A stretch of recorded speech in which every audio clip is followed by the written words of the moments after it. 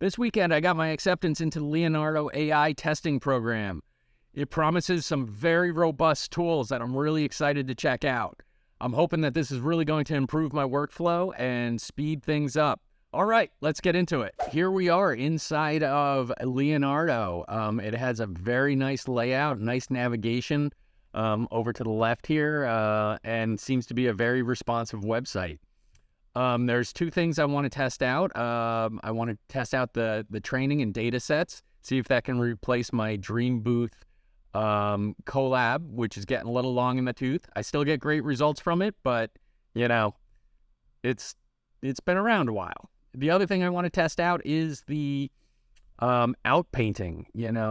Especially if you watched my last video, I struggled with the outpainting. Started with DALL-E, it just could not create the image fidelity of the original Dream Booth image, and then I moved over to Infinity Canvas, and that while it did the job, it was small and incremental and took me a long time to get to where I wanted to be. First thing we're going to test out is creating a new data set and see if we can get better results than what we get out of our collab Dream Booth.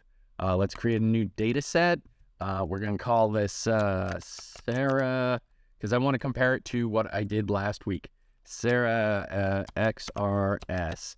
And let's say first data set test. And then we'll create a new data set and drag some files up in there. It's the same 24 I used for my Dream Booth. Let's train the model. Sarah, as that's correct. Description. Comparison for Dream Booth. Training resolution 512. Stable diffusion 1.5 is recommended. We're going to stick with that. Category, try a character. Instance prompt. A character. Okay. Start training. So you're allowed 2 models. And training, we will email you when it's complete, depending on the size of the job. It may take 30 minutes to a few hours. All right, so we'll wait. All right, here we go. It says that our model is done. Oh, your models. Here we go. You generate with this model. All right, so I want to use the same prompt that I used for Dream Booth. And to do that, we're just going to paste it in here. And let's just go with the default. So instance prompt, a photograph of, I guess I say a character. A character. Okay, so for comparison, this is what I was able to get out of Dream Booth. So here are the renders. Now there's a resemblance. I don't think the resemblance is as close as I had with Dream Booth, and it seems to be losing the illustrative quality, and definitely not the style of Norman Rockwell. Now, let's do it one more time and see what we get. I mean, that's the out of the gate, like first shot. That's not bad. All right, that's better.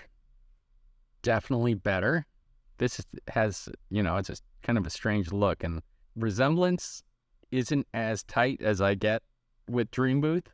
It also trained the model really quick, which was bizarre to me. I'm used to a 45-minute train, and that was like, I don't know, seemed under 10 minutes. So let's see what Leonardo style does. Let's work with this prompt a little bit. Let's I want this to be 1980s And because this looks like I'm getting kind of a 50s vibe here.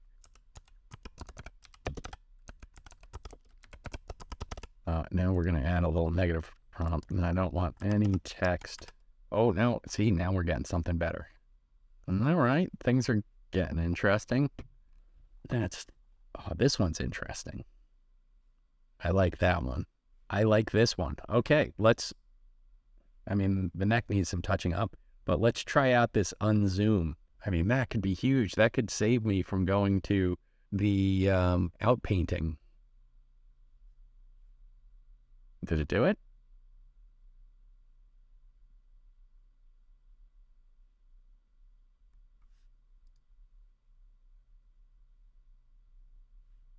All right. Didn't go very far, I'll tell you that. I want to try prompt magic and see how that does. Oh, okay. Definitely getting the 80s vibe now. Oh, let's take photograph out. Illustration. All right. Well, we're getting some stuff. It's not like that on, but oh, those hands are something from a horror movie. The eyes are all mangled. One thing I got to say is this seems to be running quite fast for the renders, so that's nice. With the collab, it doesn't seem to run in parallel. This definitely gives the vibe of a. Oh, I like some of these. Okay. Let's that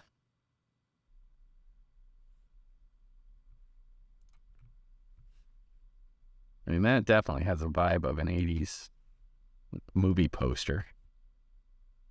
That one's cool. The eyes are creepy, but kind of cool.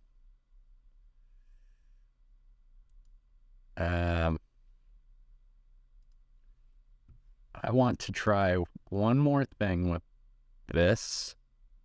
I wonder if these save. Will these always be in my... So one thing that Dream Booth has an issue with is upscaling. The collab, I always run out of memory if I try to do anything besides 512 by 512.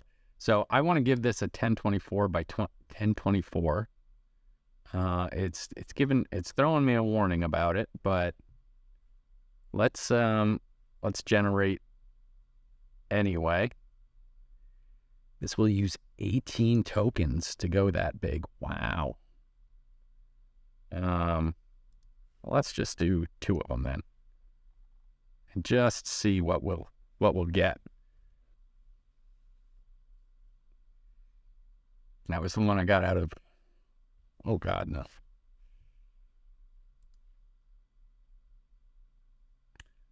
All right, that's a bit much. I want to add one more thing to this very detailed. We'll add lighting.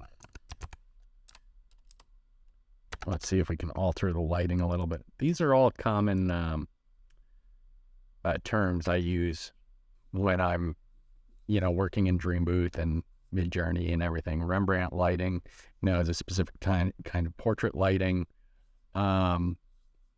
So it's really important to see that it catches these prompt directives. It's doing really well, though. I got to say, I'm very impressed with it so far. All right, it definitely took into account the Rembrandt lighting. I like that. When I took off prompt magic, did start to get a little bit like these eyes are a little strange. All right, it's interesting. I'm not getting as much emotion as I want from it. The look is coming along. The eyes get a little weird in different places, but I mean we can fix all that. I want to see what Leonardo style is. Ah, yes. Great stuff here.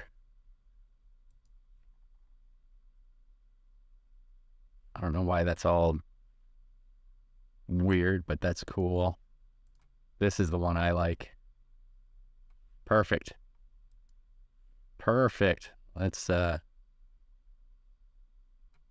unzoom. See how that works. Working. All right, that's the one. Okay, so now let's jump into our next, doesn't that look, that looks great. Let's see what we can do. I want to move this in, creative upscale. This improves the image upscaling. This joke.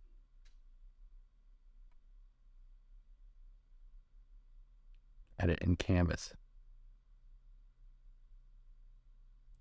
Let's see if I can upscale it.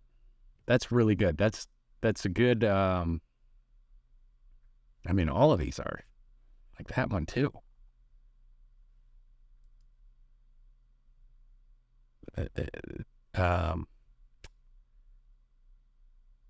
Has a good, that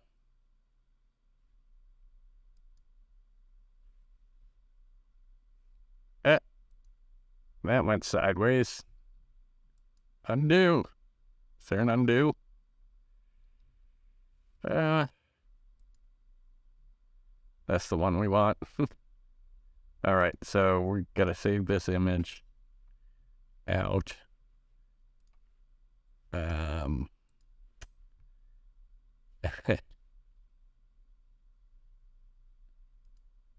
upscaler that changed everything. Okay. Not doing that again.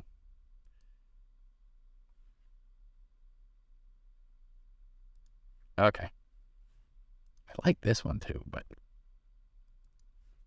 how many prompts we got left? 141. All right. So now we've got this image. I dig it. Let's bring that into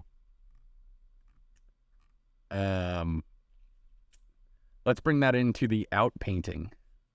And we go AI canvas right there. Upload the image. That's disappointing that it didn't save both versions.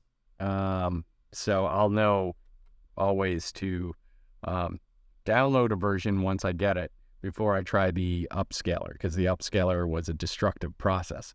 So we want to expand this. It doesn't take into account the, oh, there we go. Very nice.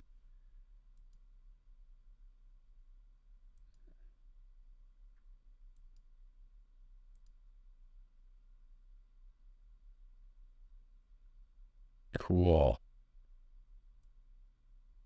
Let's accept that. I'd like to get a little bit of hair off the back.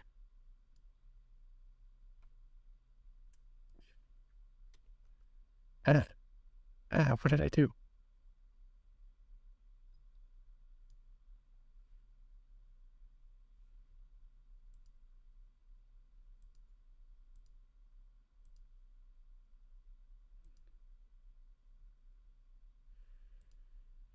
Like this first one. It's great. I'm impressed. This is, for outpainting, I rarely get something this quickly. Oh, there it is. That's the one. This is what I would use as I move on to the next step. I'm so impressed with the outpainting here. This is so nice. There is touching up that has to happen. Seems to have created a, can I zoom in here? Tiling artifact.